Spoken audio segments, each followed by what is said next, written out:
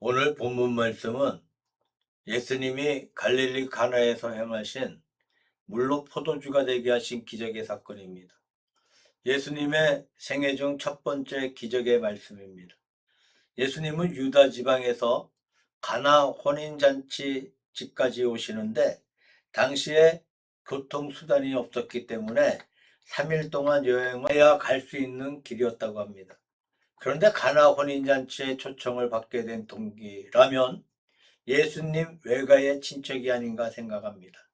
그러기에 그 어머니가 오셨고 또한 어머니께서 이 기적을 요청한 것을 보아서 예수님의 친척이라고 생각할 수 있습니다.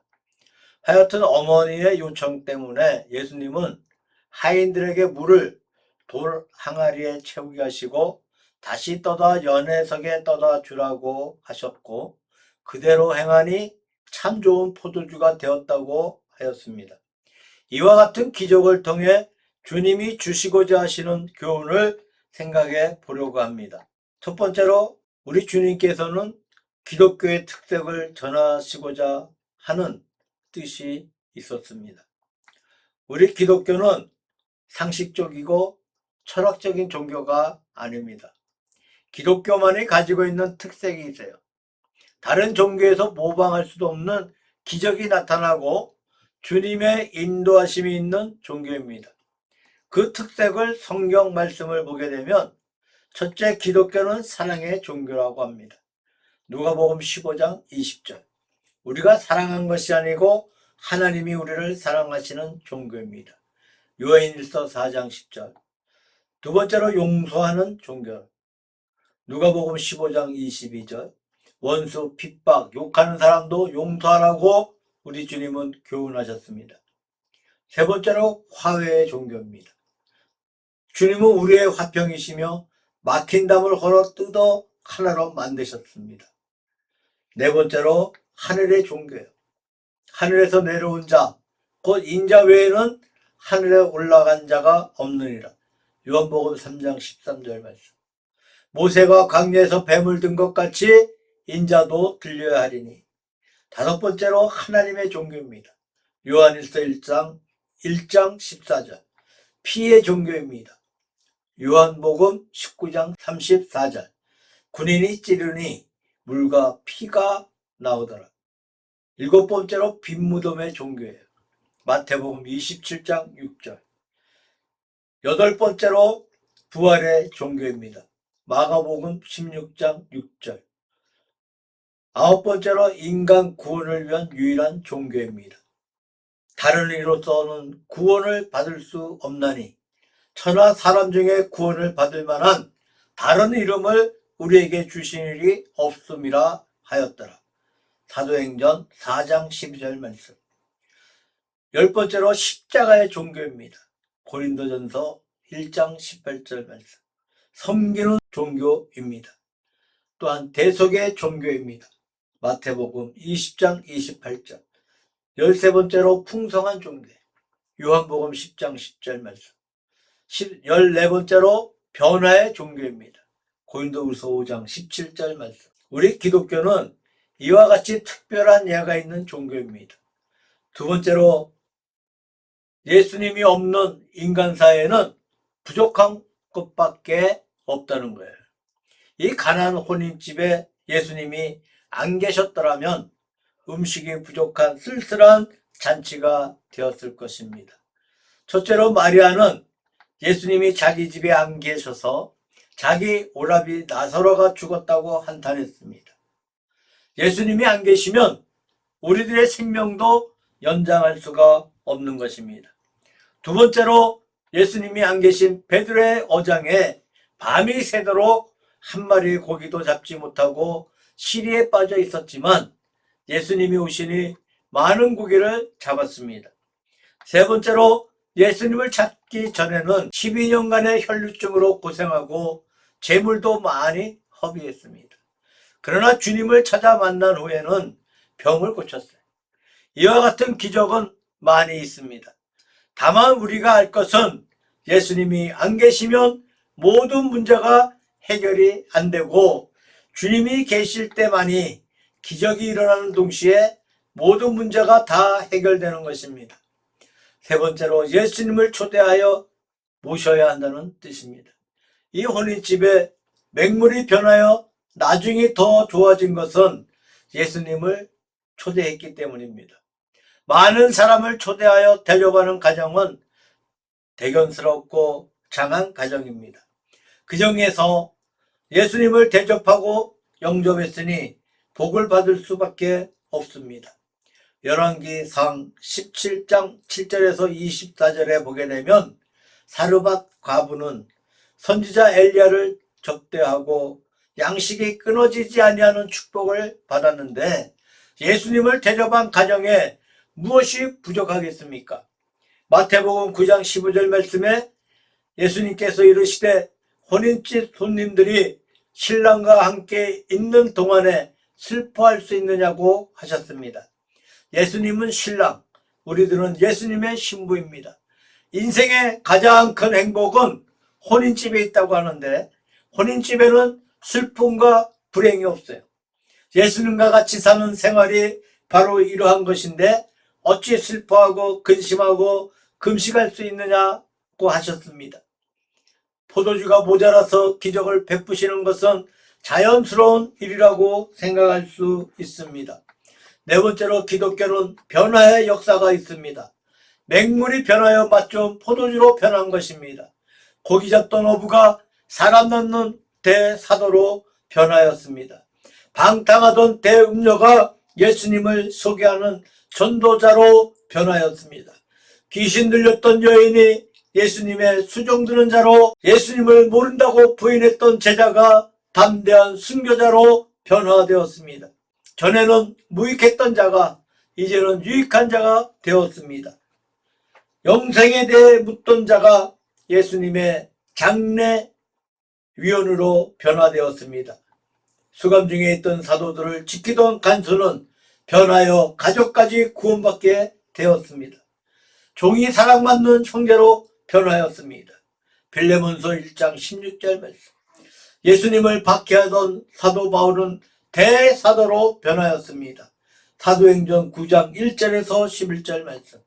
무식하던 자가 유식한 자들을 부끄럽게 하는 자로 변화되었습니다. 예수님을 믿는 목적은 무가치가 가치 있는 것으로 변화되는 것을 말하는 것입니다. 마귀는 유가치를 무가치로 만듭니다. 기쁨을 슬픔으로, 건강을 병으로, 행복을 불행으로 만듭니다. 그러므로 마귀를 대적하고 예수님을 잘 믿어야 합니다. 주님이 행하신 기적은 어떤 내용으로 변하였습니까? 첫째로 색이 변했습니다. 물은 무색입니다. 포도주의 붉은색으로 변했습니다. 이 적색은 예수 그리스도의 보혈을 상징합니다.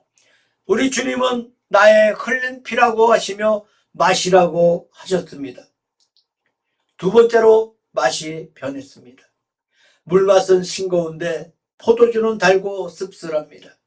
보통 자연수로 사람들이 만드는 포도주와는 맛이 다르다는 뜻입니다.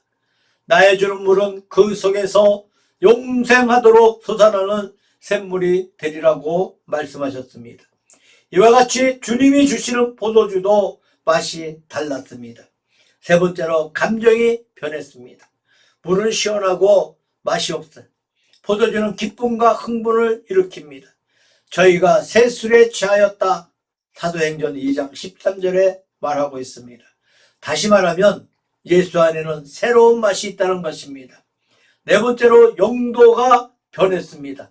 물은 보통 몸을 씻는데, 해갈의 음식을 만드는데, 또 농수로, 공업용으로, 수력으로 사용합니다. 그러나 포도주는 큰 잔치에서 축하할 때 영광스러운 곳에 사용합니다. 다섯 번째로 위치가 변했어요. 문 밖에 있는 사람들이 밖에서 들어올 때 손을 씻는 물 항아리에서 사람의 입으로 들어가는 포도주로 변했습니다. 사람들이 한번 사용하면 버리는 물이 육체의 건강과 흥취를 돕는 데 사용되는 액체로 그 위치가 변한 것입니다.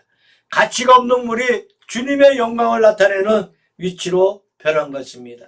다섯 번째로 기독교는 처음보다 나중이 더 좋아집니다. 세상 사람들은 처음을 좋아하고 기대도 크죠. 첫사랑, 첫아들, 개업, 시작이 발이라고 하는 등등. 그래서 본문에서도 손님들이 그렇게들 생각하고 말하기를 먼저 좋은 포도주를 내고 취한 후에 낮은 것을 내거늘 이라고 말씀하고 있습니다. 세상 사람들은 처음을 좋아하고 기대도 큽니다. 첫사랑, 첫아들, 개업, 시작이 반이라고 하는 등. 그래서 본문에도 손님들이 그렇게들 생각하고 말하기를 먼저 좋은 포도주를 내고 취한 후에 낮은 것을 내거늘 이라고 하였습니다. 첫째, 요셉도 처음 생애보다 나중이 좋았습니다. 창세기 39장 10절에서 23절 말씀. 처음에는 형제들의 미움과 질투와 시기 끝에 노예로 팔려갑니다. 종살이와 누명으로 감옥의 죄인이 되었지만 나중에는 애굽의 총리가 된 것입니다. 이와 같이 처음에는 고생과 고난이 심하였지만 후에는 영광이 되는 것입니다. 사도 바울은 이렇게 권면하고 있습니다. 로마서 8장 17절 말씀에 그와 함께 영광을 받기 위하여 고난도 함께 받아야 될 것이니라 라고 말씀하고 있습니다. 두 번째로 야곱이 그러한 고난의 삶을 살았습니다. 창세기 32장 27절에서 32절 말씀. 처음에는 축복을 받기 위해서 아버지를 속이고 형을 속이고 수단과 방법을 동원하여 형들로부터 미움을 받아 피난을 갔습니다. 20년이 지난 후에 고향으로 돌아올 때는 두 아내와 12명의 자녀들과 재산을 두 떼를 이끌고 왔습니다. 세 번째로 아브라함도 그랬다는 겁니다. 처음 고향을 떠나갈 때는 진짜 갈 바를 알지 못하고 떠났습니다. 나중에는 자기 집을 지키는 군인만 해도 318명이 되는 대부하가 되었습니다.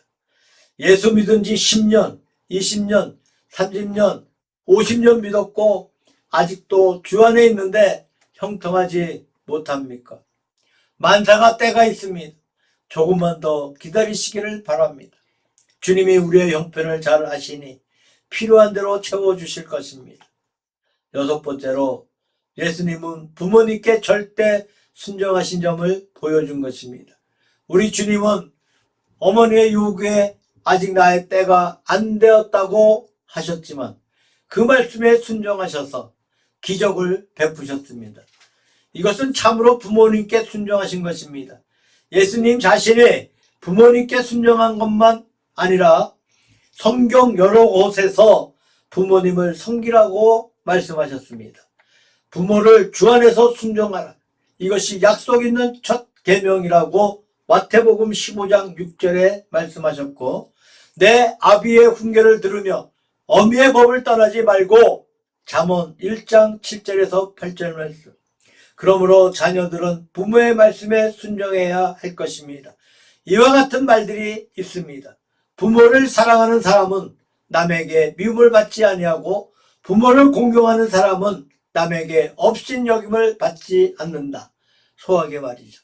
내 자식들이 해주기를 바라는 것과 똑같이 내 부모에게 행동하라. 소크라테스 말이죠.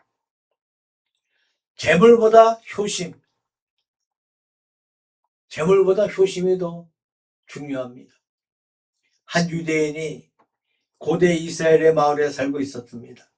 그는 금화 6,000개에 해당하는 다이아몬드 하나를 가지고 있었는데 한 납비가 궁전을 장식하는 데 사용하고자 금화 6,000개를 가지고 다이아몬드를 사려고 그의 집으로 갑니다. 근데 그 아버지가 마침 다이아몬드를 넣어둔 금고 열쇠를 베개 밑에 넣고 잠을 자고 있습니다. 젊은이는 아버지를 깨우기가 안 돼서 많은 금화를 거절하고 돌려보냈다고 합니다. 이 젊은이의 지극한 효심을 보여준 것입니다. 일곱 번째로 주님께 구하라는 깊은 뜻이 있는 것입니다. 예수님의 어머니가 이 요청을 하지 아니하였더라면 이 같은 기적이 일어날 수가 없었을 것입니다. 성경에는 구하라, 찾으라, 문을 두드리라는 등 기도하라는 구절이 아주 많이 있습니다. 구하지 아니하면 아무것도 얻지 못한다는 것을 예시해 주신 것도 너무 많이 있습니다. 아브라함은 기도하여 조카 롯을 구했습니다. 다니엘은 늘 기도하던 중 사자굴에 던져졌으나 구원을 받았습니다. 모세는 기도함으로 제단에 불이 임했고 솔로몬은 기도한 대로 지혜를 얻고 불을 얻었습니다. 성도 여러분, 이들과 같이 기도하여 생애에 필요한 축복을 받으며 살아가시기를 축원합니다. 주님은 언제나 우리가 기도하며 요구하면 주시려고 준비해 놓고 계십니다. 결론입니다. 우리들의 가정에 주님을 모시면 항상 새로운 역사가 일어나게 될 것입니다. 그러므로 모든 것이 부족하면 그 부족으로 인해 한탄하거나 자기의 운명으로 체념하지 말고 없는 것도 있게 하시고 안 되는 것을 되게 하시는 우리 주님께 구하여 나중에 더 좋은 일이 있는 축복된 일이 일어나기를 축원합니다.